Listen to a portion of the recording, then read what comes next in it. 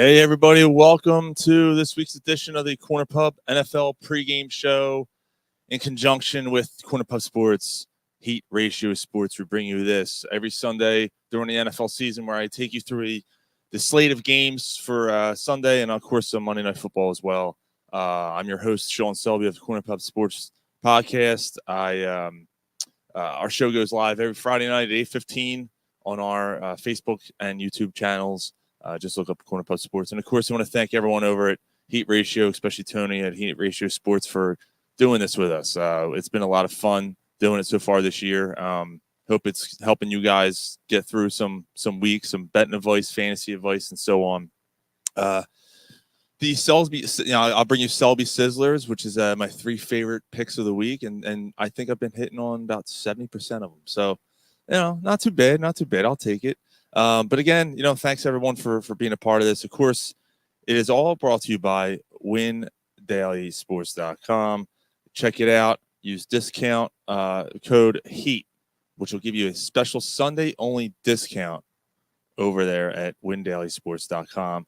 So thank you so much for joining us. And today we are a little bit limited in the games because there's right now a game going on in London.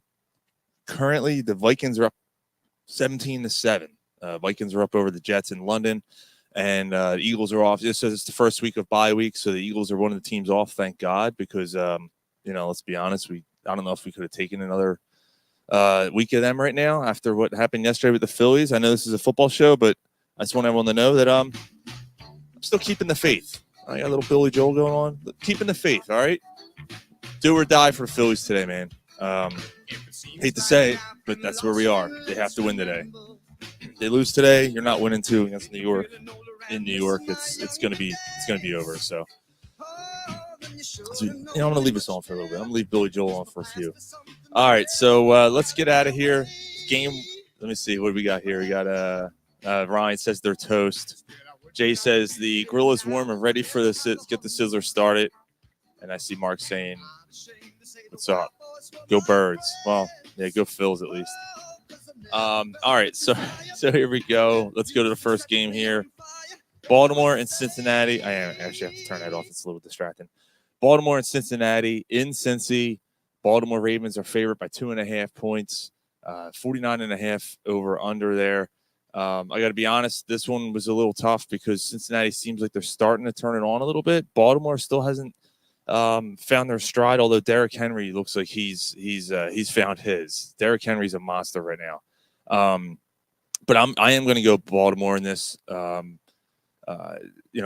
Despite being in Cincy, I just think that Baltimore may have found a formula that might start working for them here. Cincinnati's defense has been kind of like Swiss cheese this year.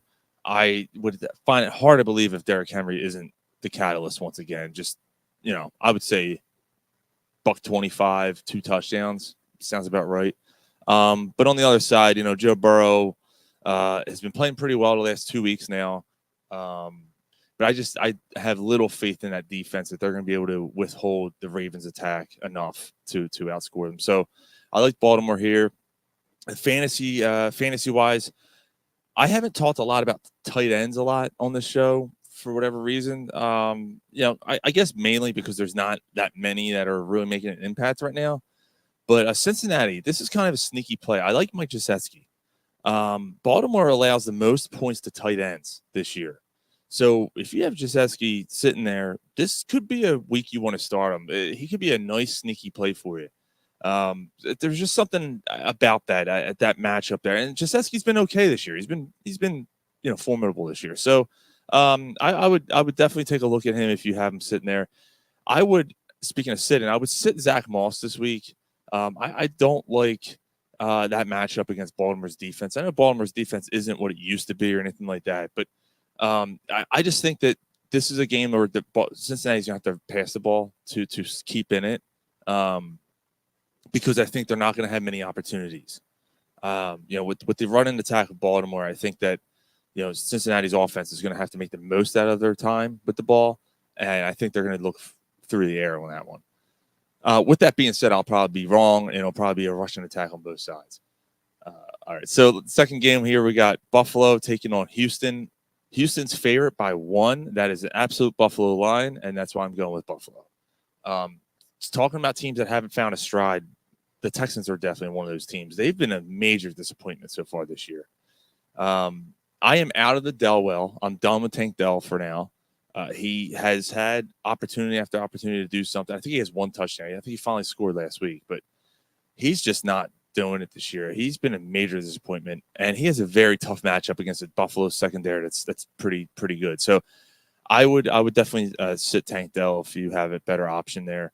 But yeah, Buffalo to me, Josh Allen is proven that he doesn't need someone like Stephon Diggs to be a great quarterback at this level, and he's continuing to do that. He is really one of the better ones in the league until he gets to the playoffs. But that being said, I don't see the Texans being able to keep up with Buffalo today. So I definitely like Buffalo there. And again, that line, one point, Houston being home, that's a Buffalo line all the way. Next game here, this one was a little tougher. Definitely tougher to call. I'm trying to see what the latest is here because when I looked earlier, I did not get the latest update on Anthony Richardson. And because there was still talk that Joe Flacco could be the starter. Let's see. Here we go. He's still questionable. All right. So I don't know. I don't know. They're still unsure on Anthony Richardson. If someone else has something new on that, please let me know because everything I'm finding is that he's still questionable and they're not sure. Either way, whether it's Joe Flacco or Richardson, I'm still going to take the Colts here. Contrary to what I said on Friday night on our podcast on Friday night, the more I thought about it, and Jonathan Taylor is out for this game. I don't think it matters. I think Jacksonville is that bad. Like they're just Doug Peterson's on the verge of getting fired again. So Flacco's starting. Thanks, Ryan. I had a feeling that was going to be the case. I wasn't sure if Richardson was going to be in there or not.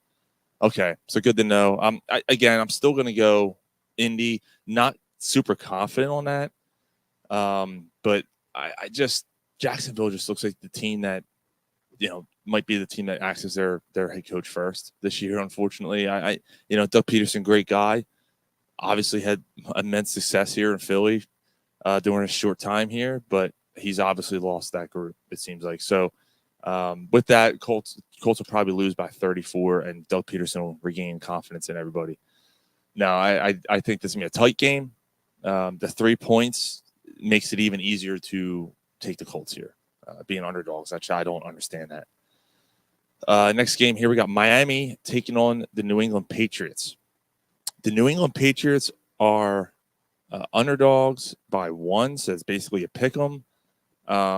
I think that's probably fair. This is a tough one to pick because obviously New England is not the Patriots of old. They're kind of they trying to find their way. They still have a solid defense. They blossom for Jacksonville. They're still trying to find their way there. Miami, though, is been hampered by injuries. Obviously their quarterback situation is a mess right now. With that, I'll get to that in a second, the fantasy thing. But I'm going to actually go with the Patriots here, only because they're home. I just think that New England has an opportunity here to squeak out a win against the AFC East opponent there. They both know each other really well. I would take Brissett over anything that Miami's going to throw at you right now, just because their offense is just such a question mark. And I would also be very weary of A-Chain and Raheem Mostert, who's coming back today.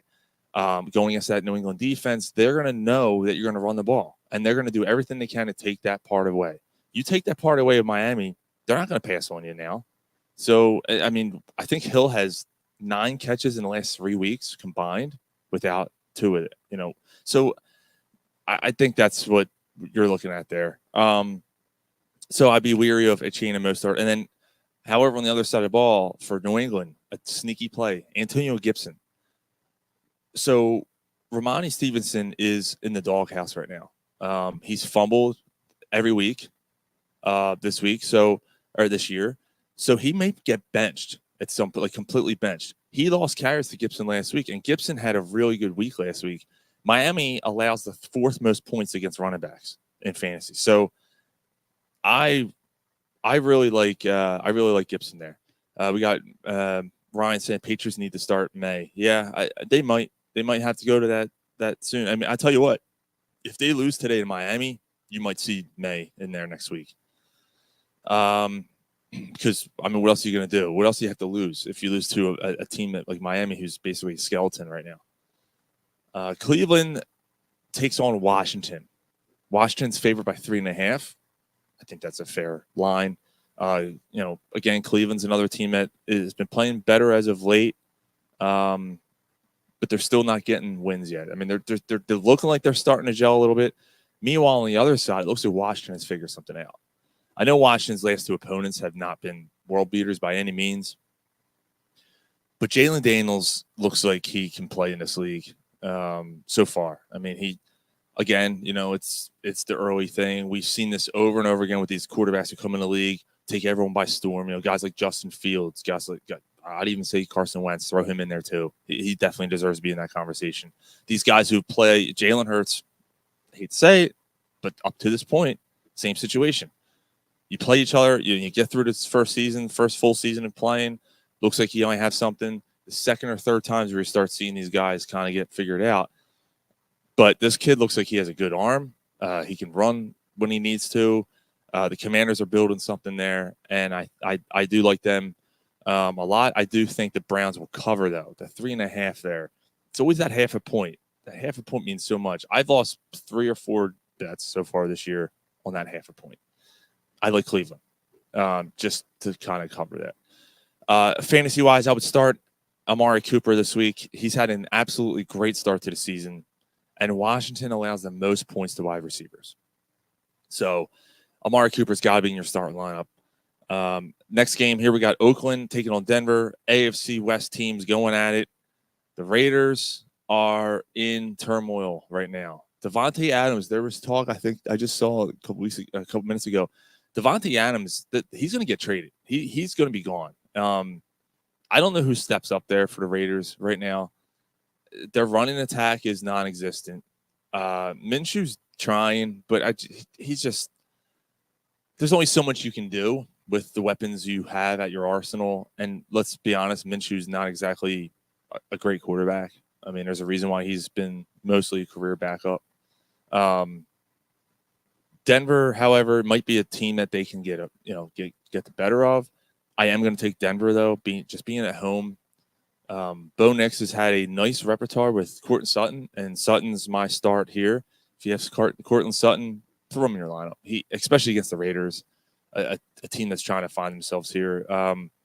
Sutton's had a pretty nice season so far, and he's starting to get something going with Nix. And Nix is another guy who looks like he is starting to figure it out. He's pulled off some pretty decent wins this year. Good performances, I should say. Despite maybe not winning, he's had some decent performances. So I like what I'm seeing there in Denver. Peyton definitely has them kind of going in the right direction. They still got a lot of work to do, but this is a good game for them against the Raiders. The Raiders are, like, again, that locker room, who knows what's going on there. It seems to be a mess. All right, so we are ready for some Selby Sizzler. Is brought to you by WinDailySports.com. Of course, WinDailySports.com, promo code HEAT for your Sunday-only discount. Here you go.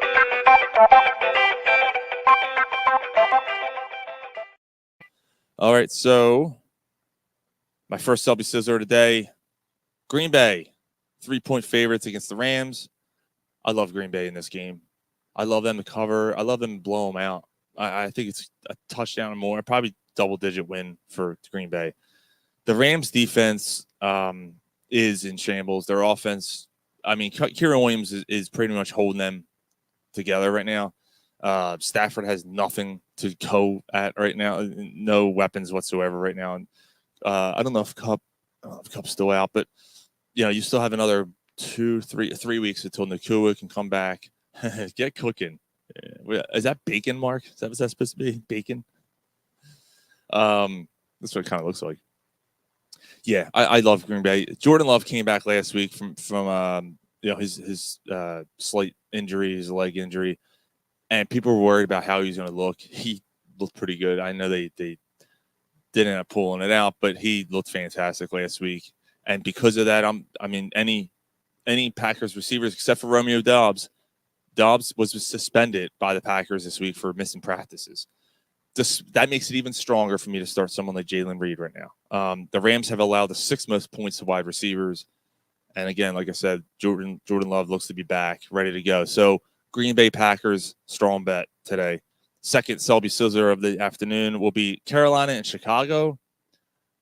I'm taking the Bears. 4 points, 41 over under in Soldier Field. Again, this is a team that looks like they're starting to get going here. The Chicago defense is scary good. Like, they were good. They were really good during the second half last year. They were one of the better defenses in the league last year. They're going to get after Carolina. I know Carolina looks a little bit better now, but with the quarterback change, thank goodness they finally did that.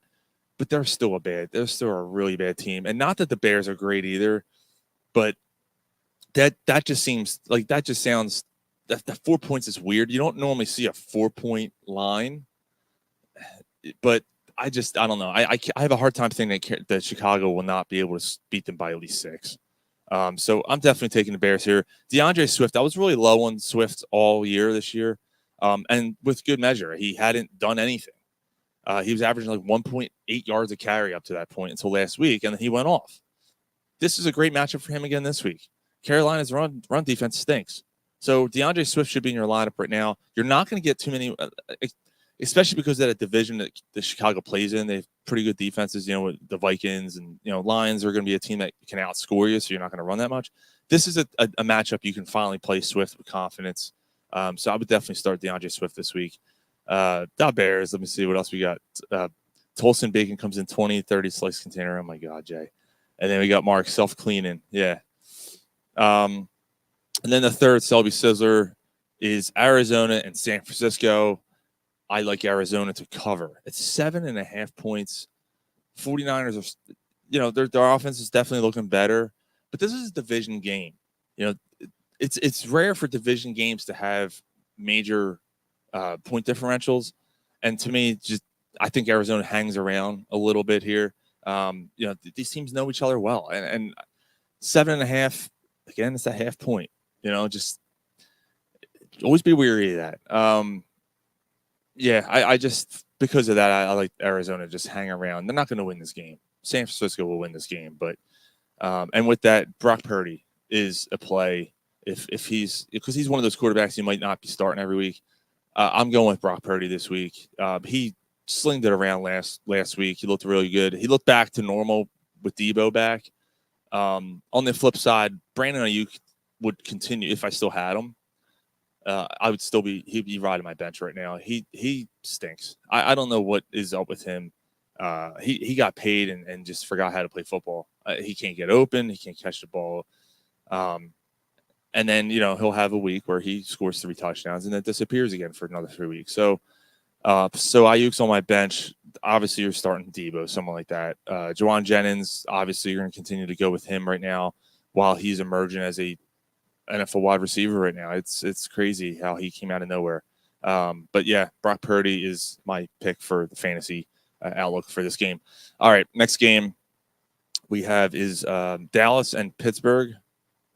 I'm sorry. Dallas and Pittsburgh. I'm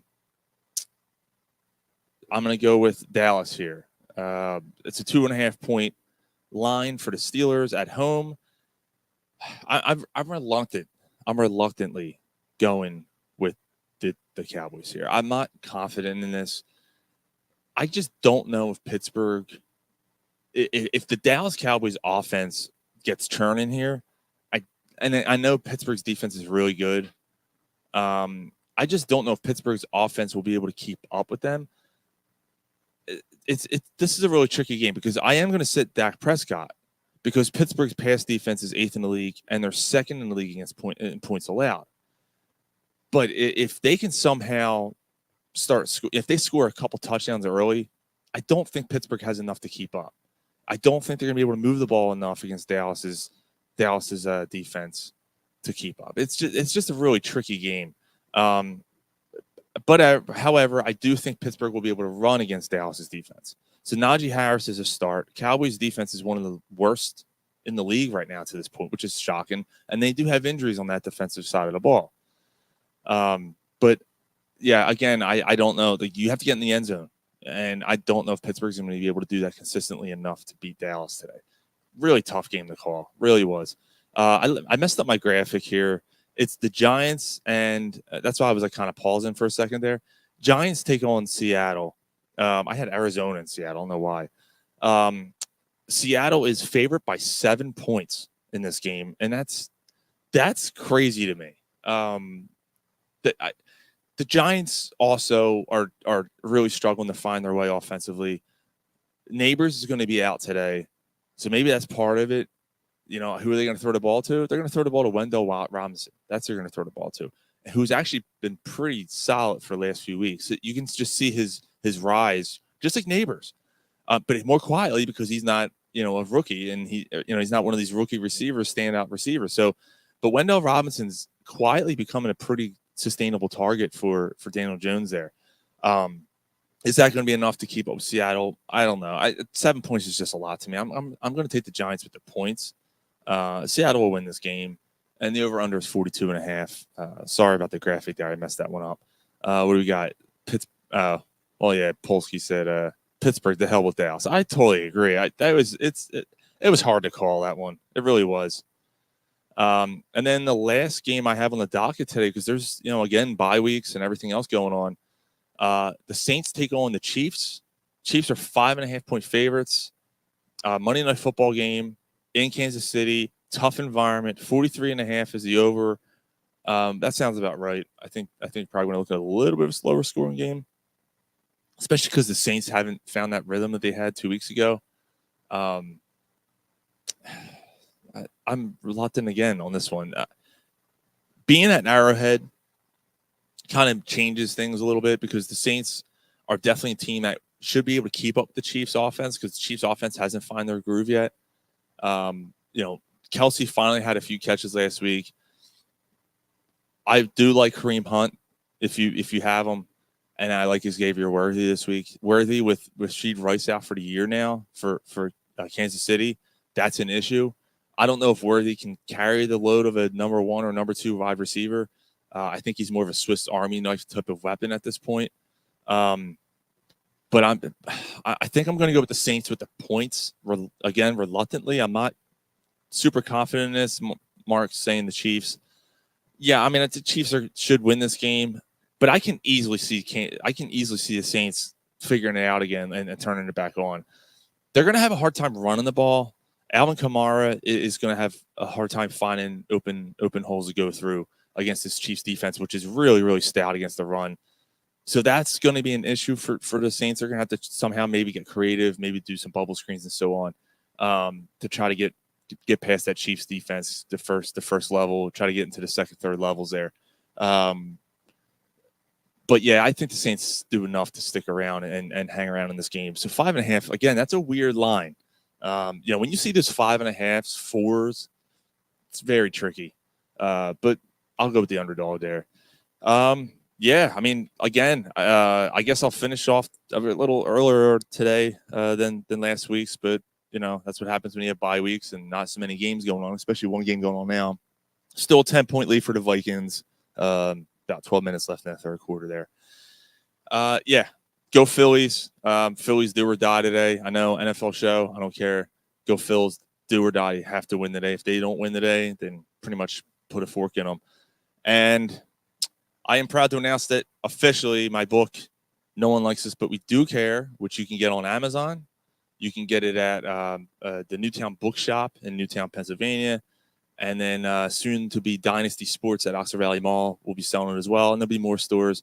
But No One Likes This, We Do Care, the anatomy of a Philadelphia sports fan, is now officially out on Amazon. Just do a little search, and you'll be able to find it. And you'll see my ugly mug on the back, and that's me. So, so far the feedback has been excellent on the book. I'm really happy with what I've heard so far.